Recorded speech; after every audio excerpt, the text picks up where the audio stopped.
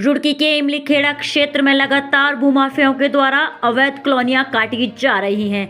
वहीं हरिद्वार रुड़की विकास प्राधिकरण के द्वारा आमजन को अवैध कॉलोनियों में प्लॉट न खरीदने के लिए जागरूक किया जाता है, जिससे किसी की मेहनत की कमाई ना डूबे। लेकिन इसके बावजूद भी कुछ भूमाफिया मोटा मुनाफा कमाने के चक्कर में बोली वाली आम जनता की मेहनत की कमाई को तरह तरह के प्रलोभन देकर हड़प लेते हैं, क्योंकि इस तरह की अवैध कॉलोनियों में कोई भी मानचित्र पास नहीं होता है और ना ही किसी तरह के तहसील प्रशासन से अनुमति होती है। इस तरह की कॉलोनियों में अगर समय रहते HRDA कार्रवाई करे तो आम जनता की मेहनत की कमाई बच सकती है।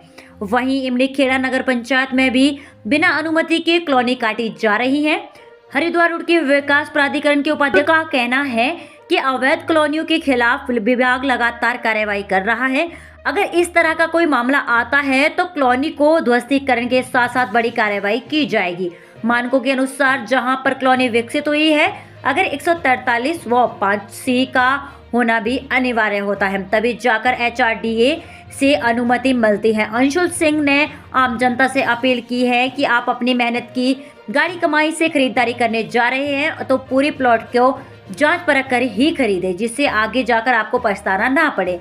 वहीं मौके पर चकबंदी विभाग की टीम भी पैमाइश करने पहुंची तो चकबंदी विभाग की टीम ने देखा कि कुछ समय पहले जहां पर एक हरा भरा आम का बगीचा हुआ करता था, लेकिन आज बाग को कटवाकर भूमाफियाओं के द्वारा मानकों को ताक में रखते हुए एक बड़ी कॉलोनी काट दी गई है।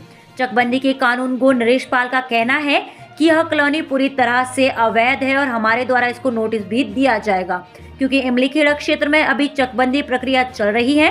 कॉलोनी काटने वाले लोगों के द्वारा चकबंदी विभाग को किसी तरह की कोई सूचना नहीं दी गई और ना ही चकबंदी विभाग के किसी भी दस्तावेज में यह कॉलोनी दर्ज है, क्योंकि अगर क्षेत्र में चकबंदी चल रही है तो जहां पर कॉलोनी विकसित कराई जाती है वहां पर चकबंदी विभाग के लेखपाल और कानून गो की रिपोर्ट लगना अनिवार्य होता है। इसलिए यह कॉलोनी पूरी तरह से अवैध है, जिसके ऊपर बहुत जल्द एक बड़ी कार्रवाई कर जिलाधिकारी को रिपोर्ट भेज दी जाएगी। काटना और कॉलोनी बनाना दो अलग विषय हैं। अलग विषय हैं क्योंकि बाग काटने की परमिशन जो होती है फॉरेस्ट डिपार्टमेंट या हॉर्टिकल्चर से मिलती है।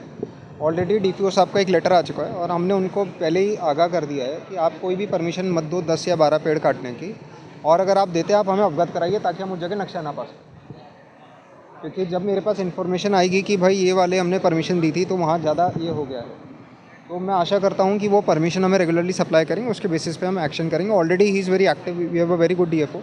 वो हमें इन्फॉर्मेशन अभी जो 1-2 थी उन्होंने दी थी और हमने कार्रवाई भी करी, सीलिंग भी करी वहाँ। तो मैं आशा करता हूँ ऐसे हमें और इन्फॉर्मेशन मिलती रहे। 2016 के बाद आपका प्राधिकरण में आया रुड़की, तो आधे से ज़्यादा तो आप पहले ही डेवलप कर चुके थे।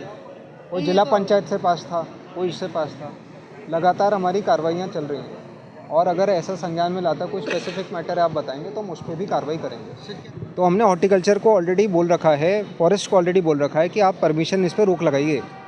जो बगीचे काटने की परमिशन है वो रोक लगाइए और अगर काटता है आप अपने स्तर से कार्रवाई करिए। और यदि हमारे पास इन्फॉर्मेशन आती है, आपके पास कोई स्पेसिफिक इन्फॉर्मेशन है तो आप हमें दीजिए, हम कार्रवाई करवाएंगे। इसमें तो आज हम लोग आए, हमने आज ही देखा है इसको कि इसमें इन्होंने न्यू वगैरह भर दिए हैं और अभी आप लोगों के सामने मैंने इसको कहा है कि अगर आपने इसकी परमिशन नहीं ली होगी तो आप तुरंत इसकी परमिशन लें, नहीं तो इनके खिलाफ जो है ना विभागीय कार्रवाई जैसे भी जो भी नियमानुसार होगी वो इनको नोटिस दिया जाएगा और इसमें कार्रवाई होगी। 143 या मतलब 5C होती है चकबंदी में, वो इनको करानी पड़ेगी, वो मस्ट है। तो नोटिस दिया जाएगा आपकी तरफ से? अगर नहीं नोटिस दिया जाएगा, अगर ये नहीं करा रहे हैं अभी 3 दिन के अंदर इनको नोटिस देंगे।